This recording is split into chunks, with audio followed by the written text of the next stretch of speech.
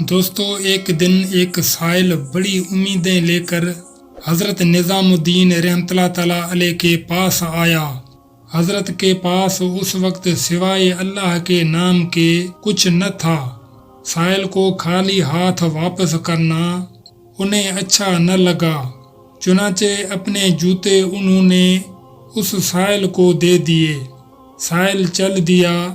راستے میں ایک سرائی ملی، اس سائل نے وہاں قیام کیا۔ اس وقت امیر خسرو رحمۃ اللہ تعالیٰ علیہ تجارت کر کے لوٹ رہے تھے۔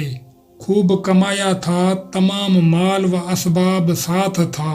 جب معلوم ہوا کہ یہاں ایک سائل ہے جو دہلی سے آیا ہے تو فوراً اس سے ملنے گئے تاکہ اس سے اپنے مرشد کا حال معلوم کر سکیں۔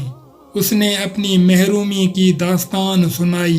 امیر خسرو تڑپ اٹھے، کہنے لگے یہ جوتے مجھے دے دو اور بدلے میں یہ تمام مال و اسباب لے لو۔ سائل حیرت میں پڑ گیا۔ انہوں نے اپنا سب کچھ اسے دے دیا اور حضرت کے جوتے کو اپنے سر پر رکھ کر دہلی پہنچ گئے۔ اسی چاہت اور لگاؤ کا یہ سلسلہ ملا کہ وفات کے بعد اپنے مرشد کے قدموں میں جگہ پائی۔ سچا عاشق وہ ہے جو اپنا سب کچھ لٹا دے، لیکن یہ ہر کسی کے بس کا کام نہیں۔